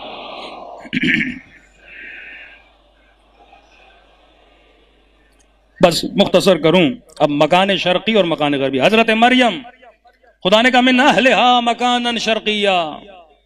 جب حضرت جبرائیل آئے بشرن سویہ، بی بی مریم سے آ کر بات کی تو خدا نے کہا کہ مکان شرقی کی طرف چلے جاؤ. کہ یہ جو شجر ہے نا جو زیتونیہ، یہ نہ شرقی ہے نہ غربی ہے. شرقی مقام وہ تھا جہاں پہ حضرت عیسیٰ پیدا ہوئے. پھر حضرت سورہ قصص میں 144 میں کہا کہ ما کنت بجانب الغربی اذ قضینا الی موسیٰ الامر. اے حبیب تم وہاں نہیں تھے. کہاں پر؟ جانب الغربی میں نہیں تھے جہاں پہ موسیٰ تھے. موسیٰ مطلب یہودیت، عیسیٰ مطلب مسیحیت، شم مسیحیت، غرب میں یہودیت. فرمایا یہ جو درخت ہے نہ شرقی ہے نہ غربی ہے. یہ درخت نہ مسیحی ہے، یہ درخت نہ یہودی ہے، بلکہ یہ درخت زیتونیہ ہے. مطلب یہ درخت حسینیہ ہے. اس درخت کو مسیحیت میں تلاش نہ کرنا، اس درخت کو یہودیت میں تلاش نہ کرنا. یہ وہ درخت ہے جسے میں نے کیا بنایا ہے؟ زیتونیہ بنایا ہے. اب پروردگار عالم کہتا ہے وَلَمْ تَمْسُسْهُ نَارٌ. یہ درخت ایسا ہے جس کا زیت جو ہے نا، زیت کہتے ہیں تیل کو، یکاد زیتها یضیء. اس کا جو زیت ہے نا، تیل ہے، یہ کبھی ختم نہیں ہوتا. اس کے اندر ہی انرجی ہے. یہ اپنے زیت سے پورے عالم کو کیا کرے گا؟ نورانی کرے گا. یہد اللہ لنورہ من یشاء. خدا اس کے نور سے جسے چاہے گا ہدایت دے گا. میرے معصوم فرماتے ہیں یہ جو زیت جسے بولا گیا نا، فرمایا اس زیت سے مراد یا سار اللہ ہے، اے خون حسین. خون حسین کے ذریعے سے. اور یہ خون کی حرارت کبھی بجھنے والی ہی نہیں ہے. ہر سال محرم مناتے ہو، کتنے لوگ اس فرش اعضا سے حسینی بنتے ہیں. واللہ اگر مکتب اہل بیت سے کربلا نکال دو کچھ بچتا ہی نہیں ہے. یہ ٹی وی کا ماحول، میڈیا کا ماحول، بے حیائی، عریانی، فحاشی، اسکول سسٹم، حکمران، یہ ظلم و طاغوت کا نظام. قرآن کہتا ہے یہ وہ نور ہے، یہ وہ زیت ہے کہ خدا جس کے ذریعے سے کیا کرتا ہے؟ ہدایت کرتا ہے. لم تمسسہ النار. اس کو کبھی، حالانکہ تیل کو آگ پکڑتی ہے، لیکن اس تیل میں جو روشنی ہے وہ آگ کی وجہ سے نہیں ہے، اس کی اپنی ذات کی وجہ سے. تیل کی روشنی میں. اب اگلی آیت میں خدا کہتا ہے نا کچھ لوگ ایسے ہیں یریدون ان یطفئوا نور اللہ، جو اللہ کے نور کو پھونک مار کے خاموش کرنا چاہتے ہیں، لیکن انہیں یہ نہیں پتا یہ نور تمہاری ہلکی پھلکی پھونکوں سے خاموش ہونے والا نہیں ہے. واللہ متم نورہ. خدا جانتا ہے اس نور کو تمام کیسے کرنا ہے. وہ ظہور مہدی سے تمام کرے گا، وہ حجت خدا سے تمام کرے گا.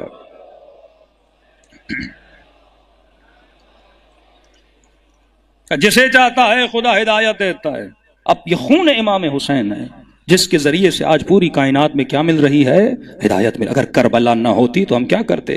اگلی آیت فی بیوت اذن اللہ ان ترفع ویذکر فیہا اسمہ یسبح لہ فیہا بالغدوۃ والآصال. کچھ ایسے گھر ہیں جن میں اللہ کا کیا ہوتا ہے؟ ذکر ہوتا ہے. پھر حضرت ابراہیم کے لیے بھی کہا کہ ابراہیم انبیاء کے گھر ہیں، یہ اولیاء کے گھر ہے جس میں کیا ہوتی ہے؟ تسبیح خدا ہوتی ہے. اب عجیب کمال ہے کہ اس روایت کے جو راوی ہیں وہ خلیفہ اول ہیں. اللہ کو بتا ہے کہ میں نے حق کس زبان سے بلوانا ہے. خلیفہ اول ہیں. رسول سے پوچھتے ہیں یا رسول اللہ فی بیوت اذن اللہ ان ترفع ویذکر فیہا اسمہ. کچھ ایسے گھر ہیں جس میں اللہ نے ارادہ کیا کہ ان گھروں سے اللہ کی تسبیح کی آواز بلند ہوگی، اللہ کے ذکر کی آواز بلند ہوگی۔ یہ کس کے گھر ہیں؟ پہلے خلیفے جناب ابو بکر رسول سے پوچھ رہے ہیں۔ رسول فرماتے ہیں وہ گھر انبیاء کے گھر ہیں، وہ گھر رسولوں کے گھر ہیں۔ جب یہ سنا تو پہلے خلیفے نے علی اور فاطمہ کے گھر کی طرف اشارہ کیا کہ یا رسول اللہ، یہ گھر بھی ان گھروں میں شامل ہے جس کے لیے آیت ہے۔ آپ نے کہا انبیاء کے گھر ہیں، رسولوں کے، یہ گھر بھی اس گھروں میں شامل ہیں۔ کہ یہ گھر ان سب گھروں کے اوپر ہے۔ تم اس گھر کی بات کر رہے ہو، یہ گھر ان سب گھروں کے اوپر ہے۔ تبھی امام حسن حسین سے روایت ہے کہ ہماری آنکھ جب بھی رات کو کھلتی تھی، ہم نے اپنی اماں کو یا رکوع میں دیکھا یا سجدے میں دیکھا۔ تبھی شب عاشور بھی یہی ہے نا، امام حسین کیا فرماتے ہیں؟ ایک رات کی مہلت، کس لیے؟ تسبیح خدا کے لیے۔ لشکر یزیدی کیا کہتے ہیں؟ ہمیں حسین کے لشکر سے تسبیح الہی کی آواز ایسے آ رہی تھی جیسے شہد کی مکھیاں اپنے چھتے پہ آواز کرتی نظر آتی ہیں۔ اب یہ لوگ کون ہیں؟ خدا پھر نشانی بھی بتاتا ہے جن کے گھروں میں اللہ کا ذکر ہے۔ اگلی آیت، رجال لا تلہیہم تجارت ولا بیع عن ذکر اللہ واقام الصلاۃ وایتاء الزکات۔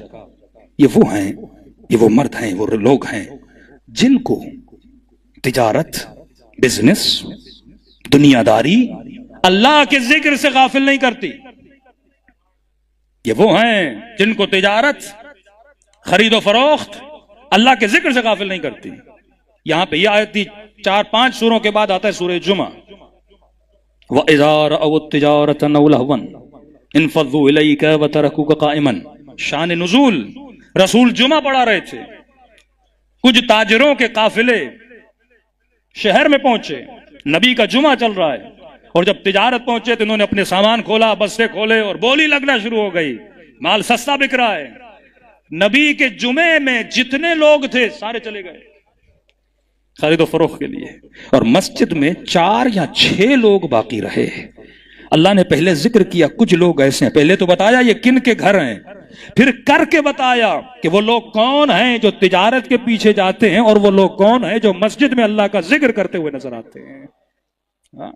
یہ بھی حدیث میں موجود ہے، وہ کون تھے جو مسجد میں پروردگار عالم کا ذکر کر رہے تھے۔ ایک تو ہمارا مسئلہ یہ ہے کہ قرآن کی جو ترتیب ہے وہ شان نزول کے مطابق نہیں ہے۔ پہلے ہی ہم سورہ بقرہ پڑھنا شروع کر دیتے ہیں۔ اگر شان مولا علی بن ابی طالب کا ہمارا عقیدہ ہے کہ مولا کے پاس جو قرآن مولا نے ترتیب دیا تھا یہ تحریف نہیں ہے، شان نزول کے مطابق مولا نے، تاکہ سمجھ آئے پہلی آیت کیا تھی، دوسری آیت کیا تھی۔ ایک نیا بندہ مسلمان بننا چاہتا ہے، اسے شروع میں سورہ بقرہ پڑھا دیں تو سمجھ میں نہیں آئے گا، اس کے لیے تو یہ قل یا ایھا الکافرون لا اعبد ما تعبدون، یا قل اعوذ برب الناس، یا قل اعوذ برب الفلق، یا قل هو اللہ احد، ان آیتوں کے ذریعے سے اسلام کو سمجھے گا۔ تو شان نزول کو اگر سمجھیں گے، سورہ بقرہ میں خدا کیا کہتا ہے؟ اقیموا الصلاۃ وآتوا الزکاۃ، نماز قائم کرو۔ مومن کون ہے؟ جو زکوٰۃ دیتے ہیں، جو نماز کو قائم کرتے ہیں، جو غیب پہ ایمان رکھتے ہیں۔ لیکن آگے آتے ہیں، خدا کہتے ہیں وَارْكَعُوا مَعَ الرَّاكِعِينَ میں مثلا انما ولیکم اللہ والرسول والذین آمنوا الذین یقیمون الصلاۃ ویؤتون الزکاۃ وہم راکعون۔ اللہ نشانی دے رہا ہے، کس نے رکوع میں زکوٰۃ دی؟ علی ابن ابی طالب نے۔ پھر کہتا ہے وَارْكَعُوا مَعَ الرَّاكِعِينَ، کبھی نہیں کہا وَاسْجُدُوا مَعَ السَّاجِدِينَ، سجدہ کرو سجدہ کرنے والوں کے ساتھ، نہیں، پہلے کہا وَارْكَعُوا مَعَ الرَّاكِعِينَ۔ یہاں پہ نماز جماعت کا بھی ایک پوائنٹ نکلتا ہے کہ آپ جماعت میں کب شریک ہوتے ہیں؟ سجدے میں یا رکوع میں؟ 4 لوگ نماز پڑھ رہے ہیں، مجھے کب پتا چلے گا یہ جماعت ہے یا فرادہ ہے؟ اگر رکوع میں ساتھ جا رہے ہیں یا کوئی شامل ہو رہا ہے تو پتا چلتا ہے بندہ کیا ہے، جماعت میں۔ اور خدا اشارہ دے رہا ہے، مولا علی نے زکوٰۃ کس میں دی؟ رکوع میں دی۔ اشارہ بھی دے رہا ہے مومن وہ ہے جو زکوٰۃ دے، اور تجھے کن کے ساتھ ہونا ہے؟ جس نے رکوع کی حالت میں زکوٰۃ دی۔ اس سے برتر اشارہ پروردگار عالم تو نہیں کر سکتا۔ کسی مومن نے کہا مولانا یہ تو بات ہے نور کی، ظلمت کی بات بھی ہو جائے، اور یہ آیت کسی معجزے سے کم نہیں ہے۔ نور کی آیت تھی 35، ظلمت کی آیت ہے 40۔ میں ترجمہ کروں گا، سمجھنا عقل مندوں کا کام ہے، کھولوں گا میں بات کو نہیں، مسائل نہ آپ کے لیے کھلیں نہ ہمارے لیے بنے۔ یہ قرآن کی آیت ہے۔ اللہ کہتا ہے نور کیا ہے؟ او کظلمات، وہ تو نور تھا، اب سنو ظلمت کیا ہے۔ مثال دے رہا ہے، خدا بھی ڈائریکٹ نہیں بتاتا، قرآن مثال سے سمجھاتا ہے۔ کئی لوگ کہتے ہیں مولا علی کا نام کیوں نہیں آیا؟ میں نے اشرے میں کہا تھا، میں نے کہا علی کا نام خدا دے دیتا، 12 اماموں کے نام اللہ قرآن میں بتا دیتا، تو علی کے سارے دشمن اپنے بچوں کے نام بھی وہی رکھ لیتے۔ اللہ نے کہا نام نہیں بتاؤں گا، صفت بتاؤں گا۔ صفت کا مقابلہ تو کوئی نہیں کر سکتا۔ علی کی سخاوت کا مقابلہ کون کرے گا؟ علی کے علم کا مقابلہ کون کرے گا؟ حسین کے صبر کا مقابلہ کون کرے گا؟ سیدہ کے زہد کا مقابلہ کون کرے گا؟ تو اب سنو ظلمت کیا ہے۔ یہ نور تھا، اس کے مقابلے میں او کظلمات فی بحر لجی، ظلمت کی مثال ایک سمندر کی طرح ہے، کراچی والے بہتر سمجھیں گے۔ فی بحر لجی، ایک ایسا بحر، ایک ایسا سمندر جو بہت گہرا ہے، بے انتہا گہرا ہے۔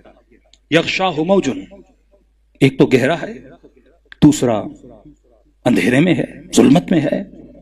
کبھی بیچ سمندر میں آپ دیکھیں خوف آتا ہے انسان کو نا، کشتی میں اندھیرا ہی اندھیرا، اور اتنی گہرائی کہ بندہ پریشان، کہ گہرا بھی ہے، ظلمت میں بھی ہے، اور موج من فوقہ، اس کے اوپر ایک موج ہے، جیسے اردو میں ہم لہر بولتے ہیں، ایک موج ہے، وہ بھی ظلمت کی ہے، سمندر گہرا، اس کے اوپر ایک موج، فوقہ ہی موج، پھر اس کے اوپر دوسری موج ہے، پہلی موج، مطلب جب ظلمتیں اتنی بڑھ جائیں اور اگر ہاتھ بھی نکلے تو وہ ہاتھ اتنا کارآمد نہیں ہوتا، کیونکہ ظلمتیں اتنی پھیل چکی ہیں۔ ان ظلمتوں سے اگر کوئی ہمیں نکال بھی سکتا ہے نا، تو وہ ہے یہد اللہ من نورہ، اور وہ نور ہے امام زمانہ کا نور۔ صلوات پڑھے محمد والے۔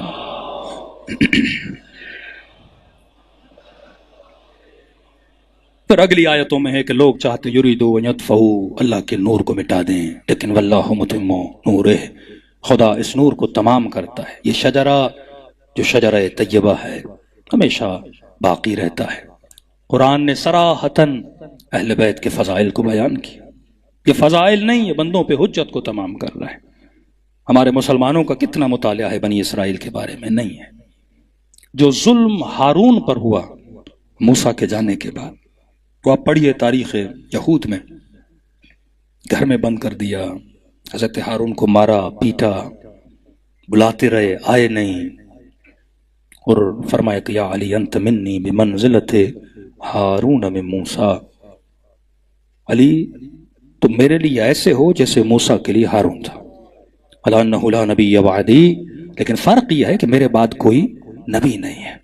تو امت نے جو موسیٰ کے ہارون کے ساتھ کیا، وہی امت نے علی ابن ابی طالب کے ساتھ کیا۔ اتنے سال امام کو گھر میں بٹھا دینا، پھر کہنا لم یمسسہ النار، یہ وہ نور ہے جس کو نار مس نہیں کر سکتی، آگ لگ نہیں سکتی۔ ابراہیم شجر مبارکہ آگ میں پھینکا گیا، یا نار کونی بردن و سلاما، اس شجر کا جو بھی حصہ ہوگا اسے کبھی آگ جلا نہیں سکتی۔ تبھی علماء فرماتے ہم نے بڑا ڈھونڈا، یہ تو ملے گا کہ سیدہ کی پسلیاں ٹوٹی، یہ تو ملے گا کہ چہرے پہ نیلے نشان تھے، یہ تو ملے گا کہ بازوؤں پہ، لیکن کبھی آپ نے ممبر سے نہیں سنا ہوگا کہ بی بی کا بدن آگ کے ذریعے سے جل گیا ہو۔ قرآن کہتا ہے لم یمسسو، اس نور کو کبھی آگ جلا نہیں سکتی، کیونکہ ابراہیم کو جب آگ نہ جلائے تو آل اسماعیل کو آگ نہیں جلا سکتی۔ ہاں باقی دوسری مصیبتیں اہل بیت میں آئی ہے، سیدہ نے امت پہ حجت کو تمام کیا، مسجد میں گئیں حجت کو تمام کیا، اونٹ پہ سوار ہوتی تھیں، انصار کے گھر جاتی تھی، مہاجر کے گھر جاتی تھی۔ کہ تم نے میرے بابا سے نہیں سنا کہ علی کا ہاتھ بلند کر کے کہا تھا من کنت مولا ہو فہذا علی مولا، کہ جس کا میں مولا اس کا علی مولا۔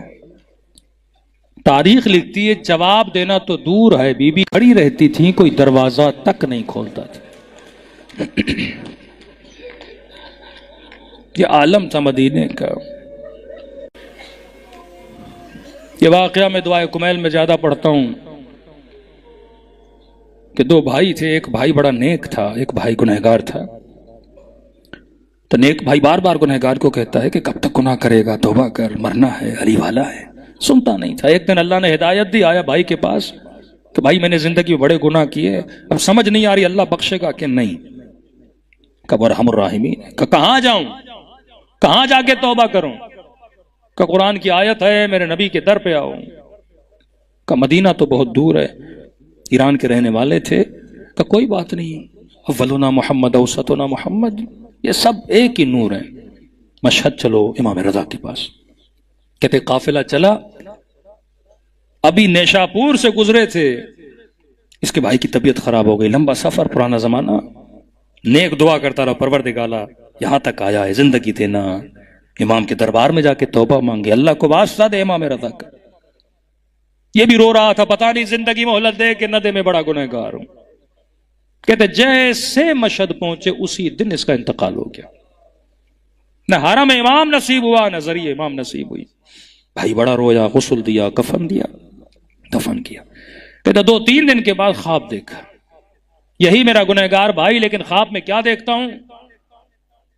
یہ برزخی جنت میں بیٹھا ہے، نعمتوں سے مالا مال ہے. میں نے کہا بھائی تو نے تو بڑی خطائیں کی. کہ توبہ کی نیت سے جو آیا تھا. کہ مشہد رضا تک پہنچ تو نہیں سکے. کہ بھائی ماجرا سناؤں؟ کہ موت بڑی سخت ہے، موت کو آسان نہ لینا. بدن سے روح ایسے نکلی جیسے ریشمی کپڑے کو کانٹوں پہ رکھا جائے. جتنا سنا تھا نا اس سے بھی زیادہ تکلیف دے تھی، کیونکہ میں گنہگار تھا. تم تو بڑی آسانی سے غسل دے رہے تھے، لیکن میرے اوپر عذاب ہو رہا تھا. عذاب کے فرشتے عذاب کر رہے ہیں. کہتے اتنے میں تو نے میرا جنازہ اٹھایا، اب عذاب ہو رہا ہے، آگ کا عذاب، عذاب کے فرشتے، مختلف قسموں کے عذاب. لیکن جیسے جنازہ مولا رضا کے حرم میں آیا، گویا میں جنت میں داخل ہو گیا. گویا عذاب کے فرشتوں کو اجازت نہیں تھی کہ آگے بڑھیں. پہاڑ آ گئی. کہتا جنازہ آگے لے گئے، تم زری کے قریب آئے. میں نے آنکھوں سے دیکھا کہ امام رضا کرسی پہ تشریف فرمائے. آگے بڑھ کے بڑے ادب سے کہا السلام علیکہ یا غریب الغربا، مولا آپ پر میرا سلام ہو. کا جواب تو دیا پر مجھے دیکھا نہیں. کہا نا من یموت یرنی، جو بھی مرے گا علی کو دیکھے گا. علی بھی تو تجھے دیکھے نا، مسکرا کر دیکھیں، اہلاً و سہلا بولیں. کا چہرہ پھیر دیا. میں سمجھ گیا مولا ناراض ہیں، اب سمجھ نہیں آ رہی کیا کروں. تم میرے جنازے کو طواف کروا رہے تھے، زیارت کروا رہے تھے، اب پتا تھا جنازہ باہر جائے گا، پھر سے وہی عذاب.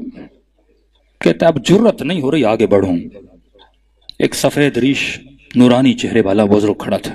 اس نے کہا گنہگار خوش ہونے کی ضرورت نہیں کہ عذاب ختم ہو گیا، جنازہ باہر جائے گا، پھر سے وہی عذاب ہوگا. میں نے کہا میں تو توبہ کی نیت سے آیا تھا، زندگی نے مہلت نہیں دی. اب بتاؤ کیا کروں کہ مولا رضا راضی ہو جائیں. ایسا کیا بولوں؟ اس نے کہا جتنا مجھے پتا ہے یہ واسطہ دو، کریم ہے، رضا ہے، رؤوف ہے، مہربان امام ہے. کہتے بھائی بس آگے بڑھا، قدموں میں گرا، ایک بار وہ واسطہ دیا. امام نے کہا بس ہم نے تجھے بخش دیا، اللہ کی دربار سے تیری شفاعت کروا دی. یہ نیک بھائی کہتا ہے بتا تو صحیح تو نے واسطہ کون سا دیا تھا؟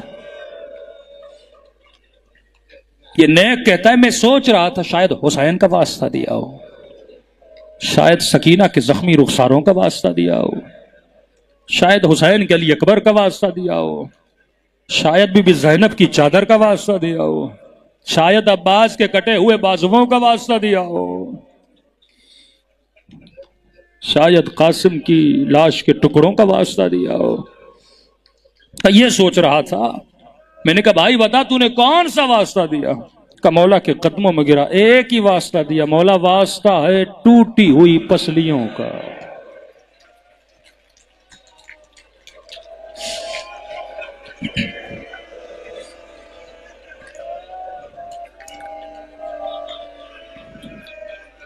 میں نے کل کی مجلس میں پڑھا امام رضا فرماتے شیعو چھوٹی چھوٹی باتوں کے لیے ہمیں ہماری دادی کا واسطہ نہ دیا کرو.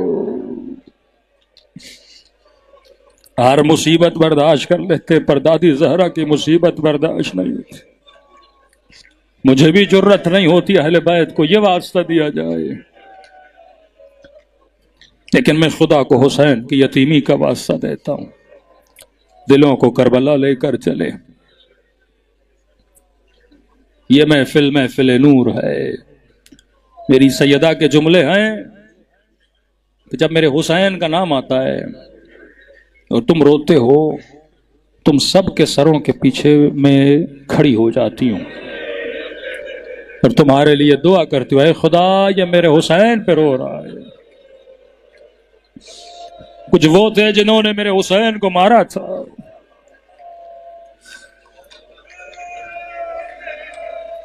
ساری روایتوں میں ملتا ہے۔ قیامت میں شفاعت کا تصور نہیں ہے، عالم برزخ ایک اور عالم ہے، لیکن فرماتے ہیں قیامت میں رسول کہیں گے اپنی بیٹی کو، بعض روایات میں خدا کہے گا کہ زہرا جو مانگنا ہے آج مانگو۔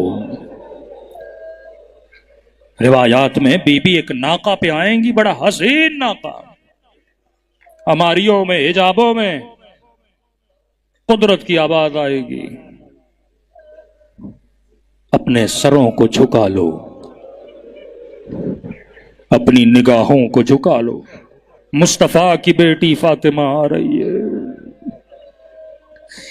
اے کاش کوفے کی بازار میں بھی سر جھکے ہوتے، اے کاش شرابی کی دربار میں بھی گردنیں جھکی ہوتی۔ مختلف روایات ہیں، لیکن فرماتی ہے پہلا سوال جو کریں گی، کہیں گے پروردگارا اپنے بابا کی امت سے سوال کرنے آئی ہوں، بس مجھے اتنا بتائیں میرے حسن کا قصور کیا تھا، میرے حسین کا قصور کیا تھا، بے کفن میرے لال کو مارا گیا، دلوں کو کربلا لے جائے۔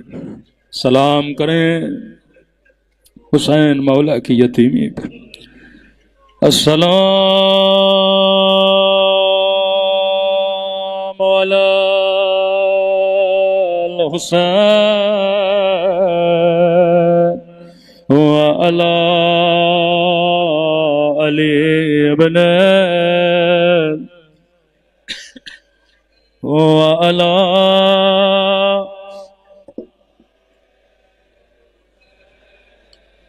وعلی اصحاب، سب مل کے السلام علی وعلی علی ابن وعلی اولاد وعلی اصحاب، بلند آواز سے السلام علی، آواز تھوڑی بڑھا،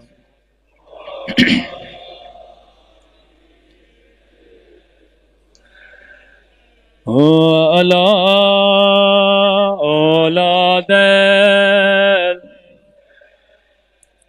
وعلی اصحاب، میرا سلام ہو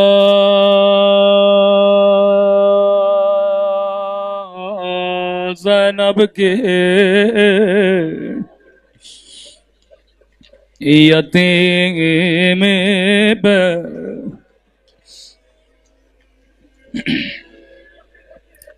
میں بارہا دعا کرتا ہوں خدا کسی بچی کو یتیم نہ بنائے، اللہ کسی کو بچپن میں ماں کا جنازہ نہ دکھائے۔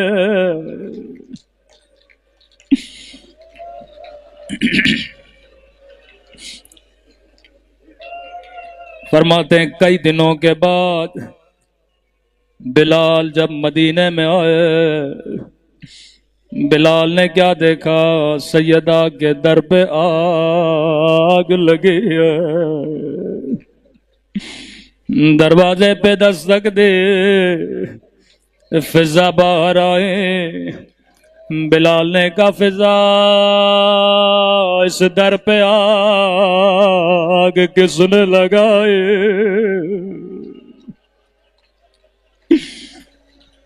آواز تھوڑی بڑھا دیں، آواز کم ہے۔ اب فضا بتائے تو کیسے بتائے؟ فضا کہنے لگے بلال تجھے یاد ہے جب تو غلام تھا؟ جی فضا میں نے کیا سوال کیا، کیا جواب دے رہی ہو؟ کہ بلال تیرے سینے پہ ظالموں نے پتھر رکھا تھا۔ کہ فضا کیا کہنا چاہتی ہو؟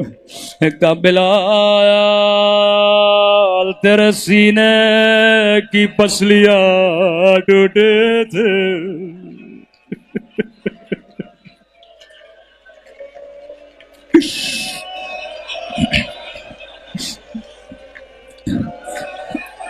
بلال نے کہا فضا پرانی باتیں کیوں کر رہی ہو؟ کہ بلال بتا پسلیوں کا ٹوٹنا کیسا ہوتا ہے؟ کہ فضا جب جب سانس لیتا تھا مجھے تکلیف ہوتے تھے۔ فضا نے کہا بلال اتنا سمجھ لو زہرا کی پسلیاں توڑی گئے۔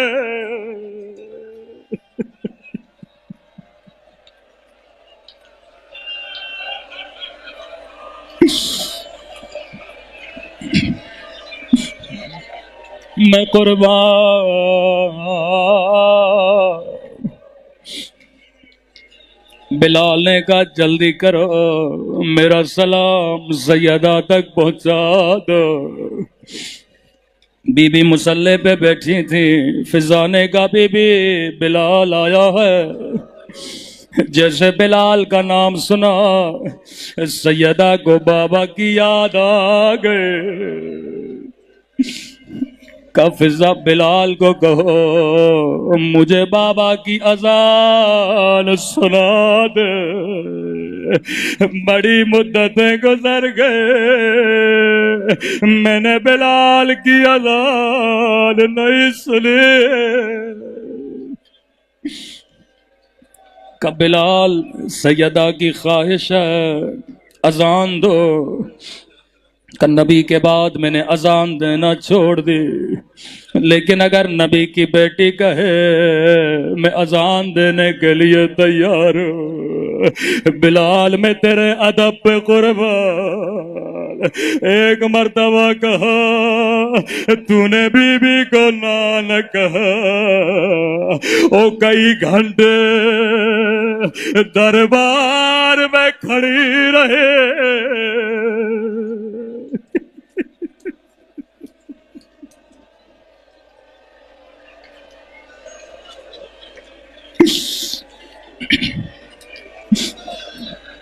سیدہ کو خالی ہاتھ لوٹا دیا،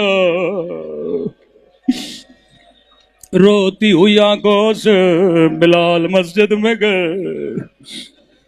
جیسے چھت پہ گئے آواز دینا شروع کی اللہ اکبر۔ فضا کہتی ہے جیسے آواز بی بی نے سنے، بی بی تسبیح بھی پڑھ رہے تھے اور گریہ بھی کر رہے تھے۔ یا بلال نے کہا اشہد ان لا الہ الا اللہ۔ سیدہ نے کہا خدا گواہ رہنا میں نے علی کے لیے پسلیاں توڑوائے۔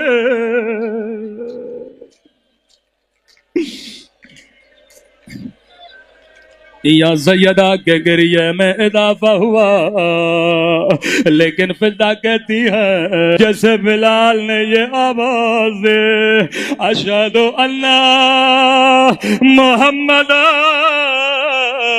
رسول اللہ، سیدہ کی فریاد بلال بابا بابا تیری زہرا کے لے رہ گئے۔ فضا کہتی ہے سیدہ اتنا روئے کہ بے ہوش ہو گئے. جب علی نے یہ منظر دیکھا دوڑے دوڑے مسجد میں آئے. بلال اذان روکو کہیں سیدہ کی روح پرواز نہ کر جائے. او بی بی یہ مجمع تیری مظلومیت پہ قربان. لیکن بی بی ہاتھوں کو جوڑ کے ایک جملہ کہنا چاہوں گا. بی بی آپ نے بابا کا نام سنا آپ برداشت نہ کر سکے. بی بی آپ نے نام سنا بلال نے بڑے ادب سے نام لیا پھر بھی آپ کو بابا یاد آ گئے. لیکن کربلا ہائے کربلا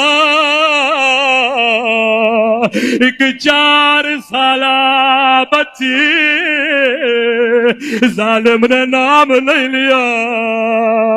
بھرے دربار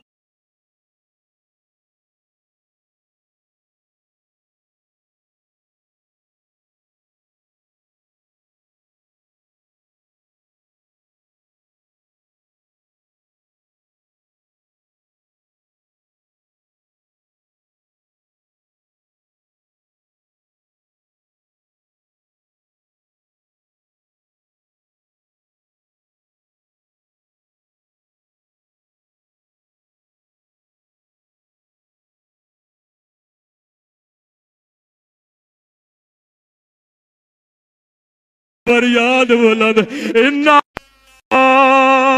وإلا الیہ راجعون.